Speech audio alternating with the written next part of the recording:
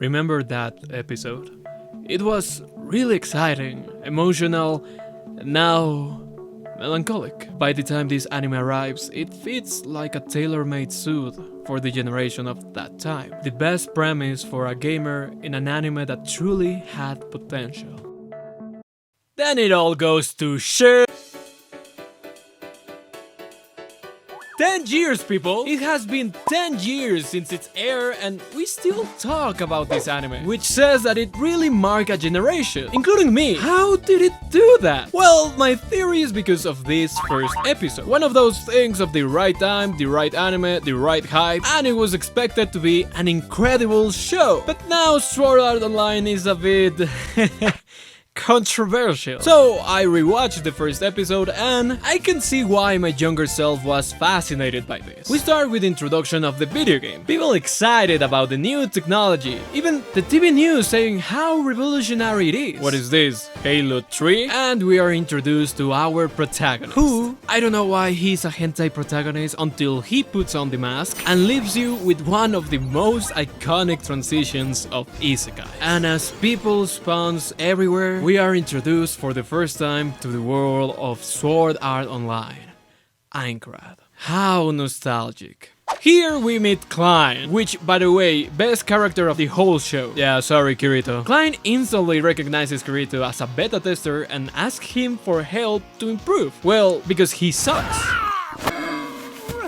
I really like this guy. And he more or less explains to us the dynamics of this game. So after a while of bonding, Klein has to leave, only to discover that there is no exit button. So this is where the conflict begins. Kirito, being a know-it-all, knows that there is no other way out. And then Klein asks...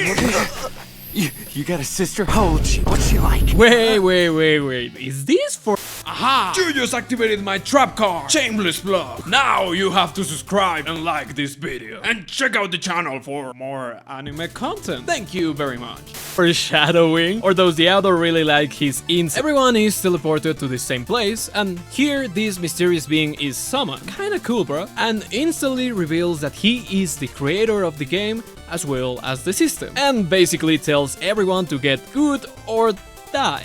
Basically. To convince everyone, he shows that 200 people have already died because of outsiders removing their helmets, and brings out the news to affirm that statement. And the only way to escape the game is to beat all the 100 levels of this game. Then the creator gives everyone a mirror so they can be like themselves and not the avatar they made instead. Why? Well... Now, you're probably wondering why.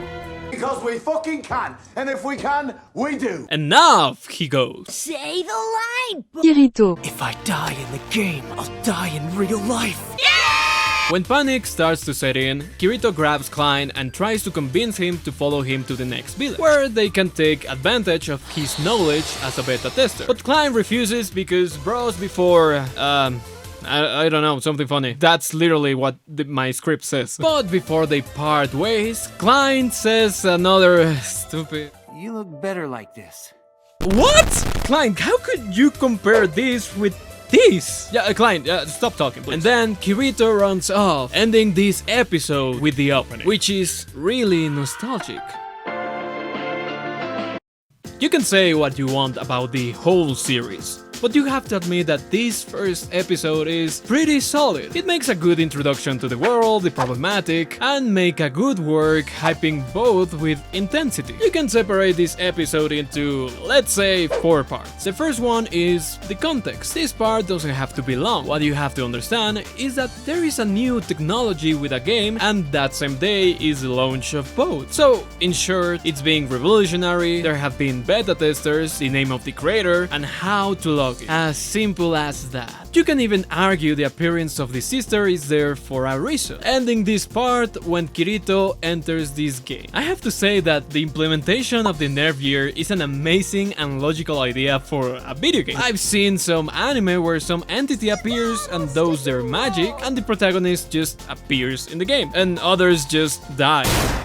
But back then this really seemed like the future to us. Many of us have been playing video games for a long time, and in 2012 it was just on the rise. So the idea that you can let your subconscious in the game and be present fighting something was relatable and amazing. The second part is practically a showcase of the game. It shows you the world with great landscapes and places to explore. It gives you that vibe when you start a game and you have to explore. In the process, we get to meet Kirito and Klein, and in a sense we can compare two types of players, the pro and the noob, and how the game means different things to both of them. For Kirito, this game means a lot to him, and he gives that speech that for someone at that time he was... In this world, a single blade can take you anywhere you want to go. And even though it's a virtual world, I feel more alive in here than I ever did in the real one. For real.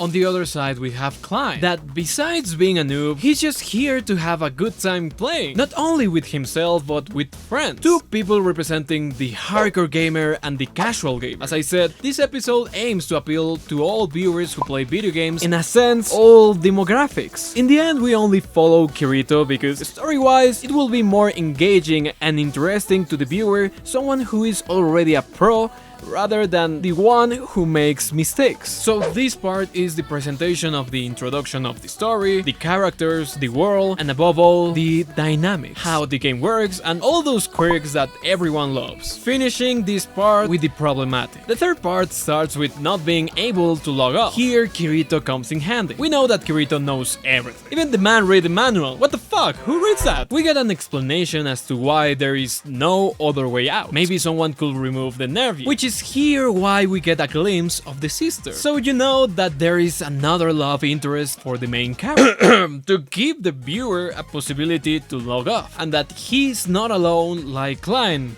who, I don't know, nobody likes him, I guess. Then we have everyone teleported to the same place, just for the big bad to explain the scheme that gives the problematic. Basically, everyone is in a trap, and you attempt to remove the negative sign, so if you die in real life, is quick, concise, and accurate with the problem. And not only that, he has proof that this is totally real, with only one solution. This is especially one of the main points why this episode is solid. It gives the protagonist the situation he's in, the consequences, and how to overcome the problem, where many animes take more than one episode to solidify those aspects. That's why shonens work so well. They set a solid goal in the first episode. Luffy wants to become the king of the pirates, Naruto wants to be Hokage, and other animes do it differently, like Steins Gate or Mob Psycho, where the first episode only introduces the characters, the dynamics, but not their ultimate goal. That doesn't mean it's bad. Those animes are amazing with other kind of storytelling, but with the problematic and the goal so concrete, it makes it easy to understand and get invested in what could happen next. The last part is the conclusion of knowing the problem. Taking advantage of his knowledge, Kirito takes Klein and explains that they have to go to the next village, which Klein does not want to do because he has friends he wants to help. I can respect that, bro. He's doing it for the boys. This last part is the last definition of their characters, where Klein is inclined to work as a team, Kirito prefers to be alone, and that's their dynamic for the rest of the anime, leaving a very 2007 ending.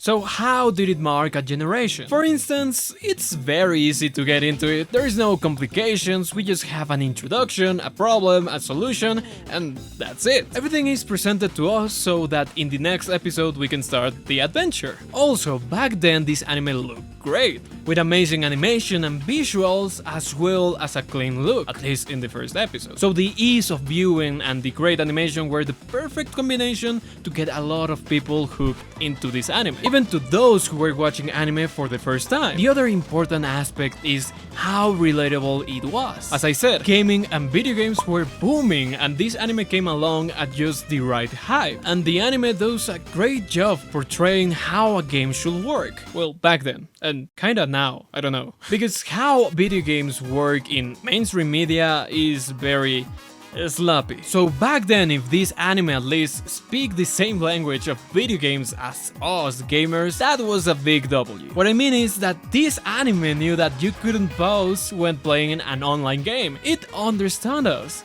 the gamers, not like the mainstream media Or my mom. Sorry, mom. So, is this first episode perfect? No. Like I said, it's a solid episode in the right moment, the right hype. I have to admit, in this rewatch, I found some interesting details. Like the real world looks all gray and boring, and when Kirito enters the game, it's all colorful and magical. Or Kirito being the exact same model for most isekais in the last 10 years? Not only for its personality, but also for his design. I've talked about this in What Happened to the 90s style. Go watch the video. One thing I didn't get was the change of appearance. It's a cool twist and all, but I don't understand the meaning. Is it to make you feel like in video games where everyone customizes their character how they want and then not? Imagine Osuna at the end being an ugly bastard instead of her. Back then, when I finished the episode, I thought most of the anime would be a survival thing, with each episode facing deaths and overcoming the game, doing it in a brutal way. I thought this would be an adventure-focused anime, where it will take 2 or 3 seasons to get out of the game. But instead, it feels like a Kirito-focused anime. And I know Kirito is the main character, but it feels like a waste of all the setting and world building. Why are you so perfect? It's quite fascinating that there was a time in life when many people, including myself, had high expectations for Sao, and don't get me wrong, I don't hate the anime, I just love to make fun of it because of the memes. But at some point I really love this. Obviously it's not an amazing anime, but it's not crap either. I mean, have you seen School Days? Yeah, that thing is fucking awful. As a wise weave once said. It's not as good as the fanboys praise it to be, but it's not as bad as the haters claim it to be either. The fact is, Sword Art Online, like it or not, marked a whole new generation. And it's all thanks to this episode, which started all.